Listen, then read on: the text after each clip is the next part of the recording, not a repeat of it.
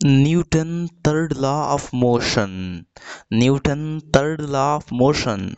When one object exerts a force on the second object, जब एक object किसी दूसरे ऑब्जेक्ट पर फोर्स एक्सर्ट करता है, जब एक बॉडी किसी दूसरे बॉडी पर फोर्स को एक्सर्ट करता है, the second object also exert a force of the same magnitude, तो दूसरा ऑब्जेक्ट जिस पर फोर्स एक्सर्ट हो रहा है वो भी फोर्स पहले वाले ऑब्जेक्ट पर एक्सर्ट करता है जिसका मैग्नीट्यूड पहले वाले ऑब्जेक्ट से सेम होता है।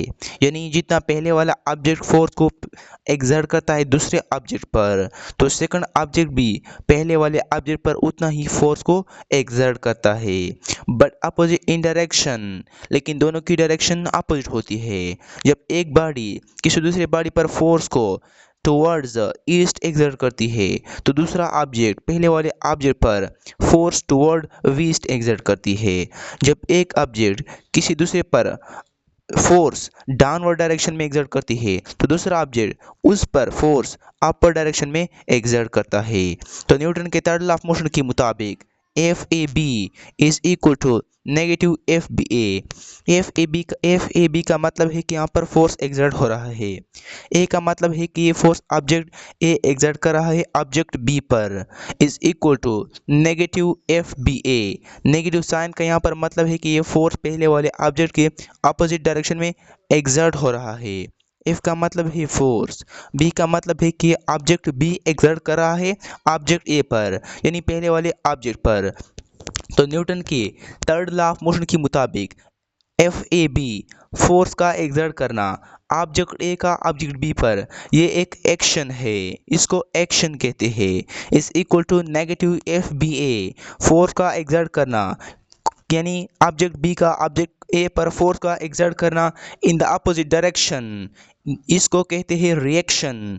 तो न्यूटन के थर्ड लॉ ऑफ मोशन के मुताबिक action and reaction are equal in magnitude but opposite in direction. Action और रिएक्शन दोनों मैग्नीट्यूड में सेम होते हैं, दोनों का मैग्नीट्यूड इक्वल होता है, लेकिन दोनों की डायरेक्शन अपोजिट होती है। दोनों फोर्स को एक डायरेक्शन में एक्सर्ट नहीं करते हैं, दोनों एक दूसरे के अपोजिट डायरेक्शन में फोर्स को एक्सर्ट करते हैं। Newton third law of motion, अब हम कुछ एग्जाम्पल को डिस्कस करते हैं। For every action force there is an equal in size and opposite in direction reaction force. जब एक फोर्स एक्सर्ट होता है एज अ एक्शन तो उसके मैग्नीट्यूड में बराबर, उसके साइज में इक्वल और उसके अपोजिट डायरेक्शन में भी फोर्स एक्सर्ट होता है जिसको रिएक्शन कहते हैं। तो न्यूटन के थर्ड लॉ ऑफ मोशन के मुताबिक एक्शन और रिएक्शन दोनों साइज में इक्वल होते हैं, मैग्नीट्यूड में इक्वल होते हैं, लेकिन दोनों की डायरेक्शन अपोजिट होती है। फॉर एग्जांपल यहाँ पर एक बलून है, अब ये इक्विलिब्रियम पोजीशन में, इसका हवा बंद है, किसी ने इसको हाथ में पकड़ा हुआ है। जब हम इसको छोड़ते हैं तो उसकी पीछे की तरफ से हवा निकलती है, उसकी पीछे तरफ से हवा का निकलना एक एक्शन है। न्यूटन के थर्ड लॉ ऑफ मोशन के मुताबिक उसकी पीछे से हवा का निकलना एक एक्शन है जिसकी डायरेक्शन डाउनवर्ड है।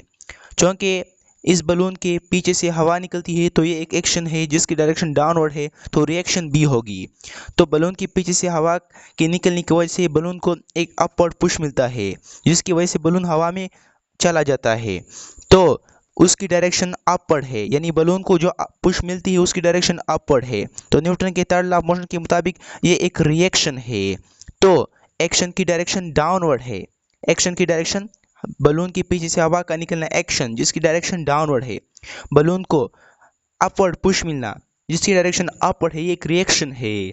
तो न्यूटन के थर्ड लॉ ऑफ मोशन के मुताबिक एक्शन और रिएक्शन दोनों का मैग्नीट्यूड तो सेम होगा लेकिन दोनों की डायरेक्शन अपोजिट होगी। फॉर एग्जांपल यहाँ पर डायरेक्शन डाउनवर्ड है और बलून को अपवर्ड पुश मिलना उसकी डायरेक्शन अपवर्ड है। यहाँ पर देखिए, यहाँ पर एक हैमर के ज़रिए हम जब नेल को हिट करते हैं उसको वॉल में फिक्स करने के लिए, तो वो वॉल के अंदर चला जाता है। तो ये जब हम हैमर के ज़रिए इसको हिट करते हैं तो हैमर उस पर एक फोर्स एक्सर्ट करता है, हैमर का नेल पर एक्सर्ट किया हुआ फोर्स जिसकी वजह से नेल वॉल के अंदर चला जाता है। न्यूटन के थर्ड लॉ ऑफ मोशन के मुताबिक ये एक एक्शन है, न्यूटन के थर्ड लॉ ऑफ मोशन के मुताबिक ये एक एक्शन फोर्स है। तो बलून का सॉरी हैमर का नेल पर एक्सर्ट किया हुआ फोर्स जिसकी वजह से नेल वॉल के अंदर चला जाता है, ये एक एक्शन है। तो एक्शन की डायरेक्शन टुवर्ड्स द वॉल है, रिएक्शन बी होगा। रिएक्शन के तौर पर ये नेल बैकवर्ड डायरेक्शन में इस हैमर पर फोर्स एक्सर्ट करता है, जिसको रिएक्शन कहते हैं, जिसकी डायरेक्शन अपोजिट होती है, जिसकी डायरेक्शन बैकवर्ड होती है। एक्शन का डायरेक्शन फॉरवर्ड है और नेल का रिएक्शन के तौर पर फोर्स का एक्सर्ट करना उसकी डायरेक्शन बैकवर्ड है। तो न्यूटन के थर्ड लॉ ऑफ मोशन के मुताबिक एक्शन रिएक्शन दोनों का मैग्नीट्यूड सेम होगा, लेकिन दोनों की डायरेक्शन अपोजिट होगी। यहाँ पर एक बुक को देखिए, ये एक टेबल है, इस पर एक बुक पड़ा हुआ है जो अभी रेस्ट में मूव नहीं कर रहा है। इस पर दो बैलेंस फोर्स एक्ट कर रहे हैं।